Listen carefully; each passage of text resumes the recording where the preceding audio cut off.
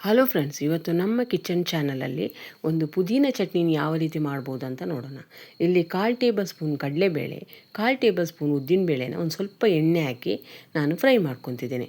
ಆದರೆ ಇಲ್ಲಿ ಕಡಲೆಬೇಳೆ ಇರ್ಬೋದು, ಉದ್ದಿನಬೇಳೆ ಒಂದು ಸ್ವಲ್ಪ ಕಲರ್ ಚೇಂಜ್ ಆಗಬೇಕು, ಅಲ್ಲಿವರೆಗೆ ಫ್ರೈ ಮಾಡ್ಕೋಬೇಕು. ಇದರ ಜೊತೆಗೇ ನಾನು 4 ಬ್ಯಾಡಗಿ ಮೆಣಸಿನ್ಕಾಯನ್ನು ಹಾಕ್ಕೊತೇನೆ ಫ್ರೆಂಡ್ಸ್. ಜೊತೆಗೆ ಒಂದು ಗೆಡ್ಡೆ ಬೆಳ್ಳುಳ್ಳಿ, ಒಂದು ಸಣ್ಣ ಪೀಸ್ ಹುಣಸೆಹಣ್ಣನ್ನು ಕೂಡ ಹಾಕ್ಕೋಬೇಕು.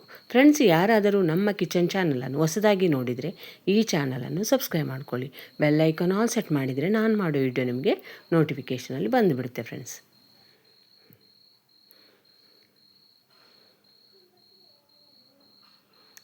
ಈಗ ಇಲ್ಲಿ 1/4 ಕಪ್ಪಷ್ಟು ತೆಂಗಿನಕಾಯನ್ನು ಹಾಕ್ಕೋಬೇಕು. ತೆಂಗಿನಕಾಯನ್ನೇನು ಫ್ರೈ ಮಾಡ್ಕೊಳ್ಳೋದು ಬೇಡ ಫ್ರೆಂಡ್ಸ್, ಒಂದು ಸ್ವಲ್ಪ ಬೆಚ್ಚಗಾದರೆ ಸಾಕು. ಇಷ್ಟಾದರೆ ಸಾಕು ಫ್ರೆಂಡ್ಸ್.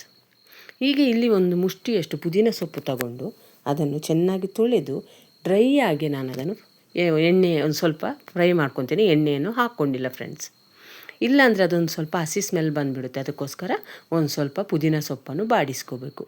ಇಲ್ಲಿ ಯಾವುದೇ ರೀತಿಯಿಂದಲೂ ಎಣ್ಣೆಯನ್ನು ಸೇರಿಸ್ಕೊಳ್ಳೋದು ಬೇಡ. ಜೊತೆಗೆ ನಾನು ಒಂದು ಸಣ್ಣ ಪೀಸ್ ಶುಂಠಿನ ಮಿಕ್ಸಿ ಜಾರ್ಗೆ ಹಾಕ್ಕೊಂಡಿದ್ದೇನೆ. ಯಾಕಂದರೆ ರುಬ್ಕೋಬೇಕಂದ್ರೆ ಅದನ್ನು ಹಾಕ್ಕೋಬೇಕು. ಇಲ್ಲೇನು ಶುಂಠಿನ ಫ್ರೈ ಮಾಡ್ಕೋಬೇಕಂತ ಇಲ್ಲ ಫ್ರೆಂಡ್ಸ್. ಈಗ ರೆಡಿ ಮಾಡಿರುವಂಥ ಮಸಾಲವನ್ನು ಮಿಕ್ಸಿ ಜಾರ್ಗೆ ಹಾಕ್ಕೊಂಡಿದ್ದೇನೆ. ಅದರ ಜೊತೆಗೆ ಒಂದು ಸ್ವಲ್ಪ ಉಪ್ಪು ಮತ್ತು ಫ್ರೈ ಮಾಡಿರುವ ಪುದೀನ ಸೊಪ್ಪನ್ನು ಕೂಡ ಹಾಕ್ಕೋಬೇಕು ಫ್ರೆಂಡ್ಸ್. ಇದು ಮೊಸರನ್ನ ಇರ್ಬೋದು, ಬಿಸಿ ಅನ್ನ, ಇಡ್ಲಿ, ದೋಸೆಗಂತೂ ತುಂಬ ರುಚಿಯಾಗಿರುತ್ತೆ ಫ್ರೆಂಡ್ಸ್. ಈ ಮೆಥಡಲ್ಲಿ ನೀವು ಪುದೀನ ಸೊಪ್ಪು ಚಟ್ನಿ ಮಾಡಿ ಯಾವ ರೀತಿ ಬಂತು ಅಂತ ನನಗೆ ಕಾಮೆಂಟ್ ಸೆಕ್ಷನಲ್ಲಿ ತಿಳಿಸಿ ಫ್ರೆಂಡ್ಸ್.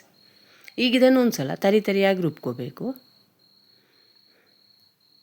ಈಗ ಇದಕ್ಕೆ ಒಂದು ಸ್ವಲ್ಪ ನೀರು ಹಾಕ್ಕೊಂಡು ನೈಸಾಗಿ ರುಬ್ಕೋಬೇಕು ಫ್ರೆಂಡ್ಸ್. ಇಲ್ಲಿ ಟೊಮೆಟೊ ಸೇರಿಸಿಲ್ಲ, ಒಗ್ಗರಣೆ ಅಂಥದ್ದು ಏನು ಸೇರಿಸಿಲ್ಲ, ಸಿಂಪಲಾಗಿ ಪುದೀನ ಚಟ್ನಿನ ಮಾಡ್ಕೊಂಡಿದ್ದೇನೆ ಫ್ರೆಂಡ್ಸ್. ಇಷ್ಟ ಆದರೆ ಲೈಕ್ ಮಾಡಿ, ಶೇರ್ ಮಾಡಿ, ನಮ್ಮ ಚಾನಲನ್ನು ಸಪೋರ್ಟ್ ಮಾಡಿ ಫ್ರೆಂಡ್ಸ್. ಈ ವಿಡಿಯೋನ ನೀವು ನೋಡಿದ್ದಕ್ಕೆ ನಿಮಗೆ ತುಂಬ ಧನ್ಯವಾದಗಳು ಫ್ರೆಂಡ್ಸ್.